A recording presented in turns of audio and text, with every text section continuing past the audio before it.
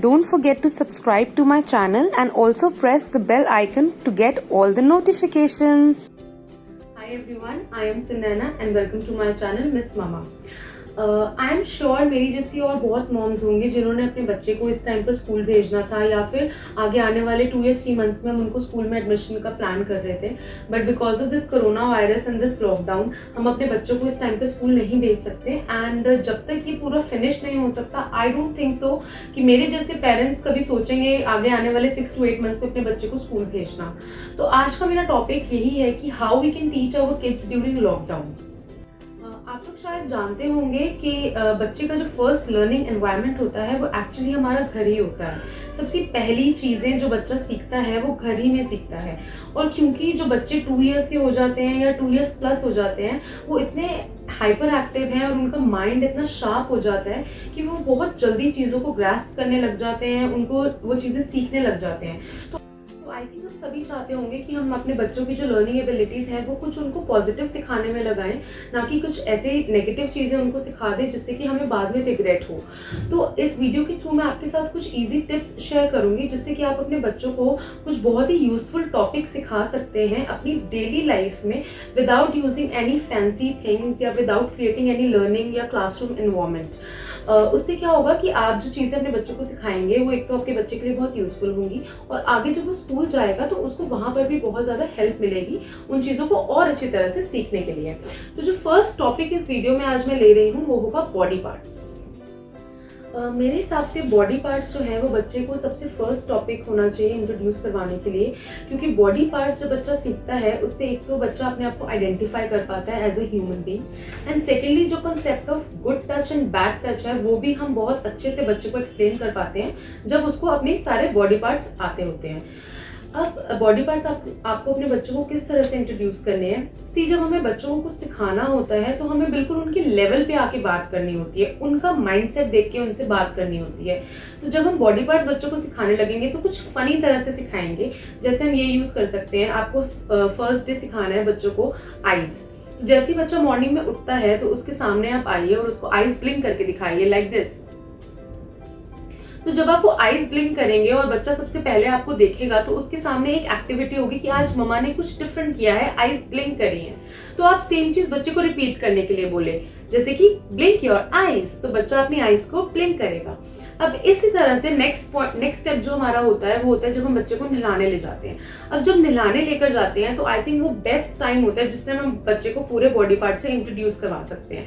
आप बच्चे को नहलाने लेकर गए, बच्चे को आप बोलिए कि close your eyes, let me wash your face. तो इससे क्या होता है कि बच्चा अपनी आईज बंद करेगा, आप उसका फेस वॉश करेंगे। बच्चे को आईज समझ आया कि मम्मा मुझे आईज बंद करने के लिए बोल रही है, मुझे फेस वॉश करने के लिए बोल रही है। तो जब हम बार बार बच्चे के साथ एक बॉडी पार्ट को लेकर एक्टिविटीज करते हैं और उस बॉडी पार्ट का नेम बोलते हैं तो बच्चे को वो बॉडी पार्ट धीरे धीरे धीरे धीरे आइडेंटिफाई होने लग जाता है और उसको याद होने लग जाता है कि मम्मा ने क्या बोला है। ऐसे ही आप हर बॉडी पार्ट के लिए एक डिफरेंट सी चीज यूज कर सकते हैं। जैसे टमी के लिए टिकलिंग, आप बच्चे की टमी को टिकल करो और उसको बोलो कि this is I am tickling your tummy. ऐसी जब आप नहलाने लेकर जाएंगे तो उसकी टमी को टिकल करो। इस तरह से पूरी डेली रूटीन में आप अपने बच्चे को हर रोज एक नया बॉडी पार्ट सिखा सकते हैं। दूसरी चीज मैं ये बोलूंगी कि आप एक बॉडी पार्ट लीजिए एक दिन में, ठीक है। हर रोज एक बॉडी पार्ट पे फोकस करिए। बच्चे के साथ सारा दिन एक ही बॉडी पार्ट को लेके अच्छी सी एक्टिविटीज करिए। जैसे कि आप बच्चे को बोल सकते हैं touch your fathers eyes, touch my eyes. इस तरह से सारा दिन एक ही बॉडी पार्ट पे बहुत अच्छे से फोकस करिए और जो अगला बॉडी पार्ट है वो आप अगले दिन लीजिए। अगले दिन जब आप न्यू बॉडी पार्ट लेंगे तो शुरुआत से दिन में न्यू बॉडी पार्ट की एक्टिविटी स्टार्ट करिए और जो पिछला बॉडी पार्ट है उसको भी जरूर रिवाइज करिएगा क्योंकि रिविजन बहुत जरूरी है। इस तरह से धीरे धीरे करते करते आप अपने बच्चे के साथ बहुत सारे बॉडी पार्ट्स उसको सिखा देंगे। और फिर आप क्या कर सकते हैं, जब आप सारे फैमिली में बैठे हुए हैं, अगर आपकी जॉइंट फैमिली है या आपकी न्यूक्लियर फैमिली है, जब सबके साथ आप बैठे हुए हैं तो आप बच्चों को ऐसी एक्टिविटीज दे सकते हैं छोटी छोटी जिसमें वो बॉडी पार्ट्स रिवाइज करेंगे। जैसे कि आप बोल सकते हैं बच्चे को कि okay now go and touch dadu's nose, now go and touch dadi's tummy, now go and touch papa's eyes. इस तरह से क्या होगा, बच्चा अपनी पूरी फैमिली में बैठे बैठे चीजों को सीखेगा, बहुत अच्छे से उसको जो बॉडी पार्ट्स का कॉन्सेप्ट है वो क्लैरिफाई हो जाएगा और इन छोटी छोटी चीजों से हमारे फैमिली बॉन्ड्स भी बहुत बढ़ते हैं। अब इसके बाद क्या आता है, इसके बाद आप छोटी छोटी और एक्टिविटीज बच्चों के साथ कर सकते हैं, जैसे जो मैंने अपनी बेटी के साथ की थी। एक बहुत ही कॉमन राइम है, if you are happy and you know it. अगर आपको ये राइम नहीं पता तो आप प्लीज यूट्यूब पे जरूर ये राइम देखिएगा। अब इस राइम का मैंने अपना ही वर्जन बना दिया था, जो कि मैं डेली जब उसको बॉडी पार्ट सिखाती थी तो करती थी। If you are happy and you know it, blink your eyes. अब जब वो अपनी आईज ब्लिंक करती है और ये राइम मैं उसके साथ करती हूँ, तो वो आईज का कंसेप्ट बहुत अच्छे से उसको क्लियर होता है। इस तरह से डेली जब मैं नोज सिखाया तो if you are happy and you know it, touch your nose. जब मैंने उसको फीट सिखाया तो if you are happy and you know it, stamp your feets. इस तरह से डेली डेली डेली मैंने उसके साथ ये राइम करी, और इससे क्या फायदा हुआ कि बच्चे को राइम को कंसेप्ट आया, उसको ये राइम आई, उसको एक्शंस करने आए, उसको सारे बॉडी पार्ट्स बहुत ही अच्छी तरह से क्लियर हो गए।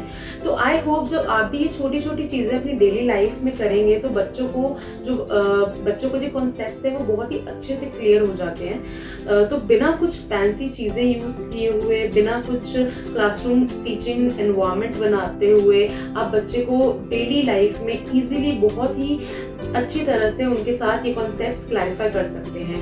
आई होप आपको ये वीडियो पसंद आएगी, और अगर आप भी ये चीज़ें ज़रूर अपनी लाइफ में करेंगे। और thank you so much for watching my video. Do subscribe to my channel. और अगर इससे रिलेटेड आपको कुछ भी क्वेश्चंस हैं, क्वेरीज हैं, तो प्लीज़ मुझे ज़रूर पूछिएगा। Thank you so much.